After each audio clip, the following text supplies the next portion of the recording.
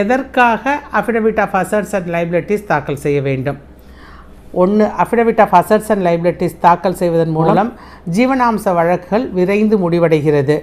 எதனால் அப்படின்னு கேட்டால், ஒரு affidavit of assets and liabilities தாக்கல் செய்யும் பொழுது அந்த அஃபிடவிட்டில் அவங்களுடைய வருமானம் என்ன, அவங்களுக்கு சொத்து எவ்வளோ இருக்குது, அசையும் அசையா சொத்து எவ்வளோ இருக்குது, அவங்களுடைய சேலரி எவ்வளோ வருது, அதற்கான சேலரி ஸ்லிப், 3 வருஷத்துக்கான பேங்க் ஸ்டேட்மெண்ட்டு, அது இல்லாமல் 3 வருஷத்துக்கான ஐடிஆர் ரிட்டர்ன்ஸ், இதை கணவன் மனைவி 2 பேரும் கொடுக்கணும்.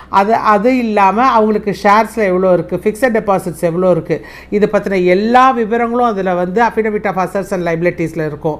அது இல்லாமல் ஏற்கனவே அவங்க ஏதாவது ஒரு சட்டத்தின் கீழே அதில் ஜீவனாம்சம் வாங்கிட்டு இருக்கிறாங்களா, அவங்களுக்கு சொத்து இருக்குதா, அந்த சொத்து எப்போ வாங்கினாங்க, அந்த சொத்தை எப்போ விற்றாங்க, ஜீவனாம்ச வழக்கு மனைவி தொடுத்ததுக்கப்புறம் கணவன் அந்த சொத்தை விற்றாரா இல்லை பேர் மாற்றம் செய்தாரா, இந்த மாதிரி எல்லா விவரங்களும் அந்த அஃபிடவிட் ஆஃப் அசட்ஸ் அண்ட் லைபிலிட்டிஸில் இருக்கும். இது எல்லாத்த பற்றிய ஆவணங்கள் அனைத்தையும் அவங்க கணவனும் மனைவியும் கண்டிப்பாக நீதிமன்றத்திற்கு சமர்ப்பிக்கணும்.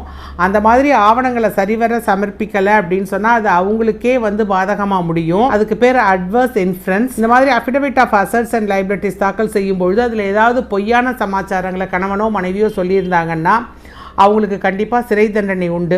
உதாரணத்துக்கு, மனைவி வேலைக்கு போயிட்டு இருப்பாங்க, ஆனால் கணவன்கிட்டேருந்து ஜீவனாம்சம் வாங்கணுங்கிறதுக்காக நான் வேலைக்கு போகலை அப்படின்னு சொல்லியிருந்தாங்கன்னா, கணவர் மனைவி வேலைக்கு போகிறத கண்டுபிடிச்சி நீதிமன்றத்திற்கு தகுந்த ஆதாரங்களோடு நிரூபிச்சிட்டாருன்னா கண்டிப்பாக மனைவிக்கு தண்டனை உண்டு. அதனால் எப்பொழுதுமே affidavit of assets and liabilities தாக்கல் செய்யும் பொழுது நம்ம உண்மையான ஆதாரங்களை மட்டும்தான் நம்ம சொல்லணும்.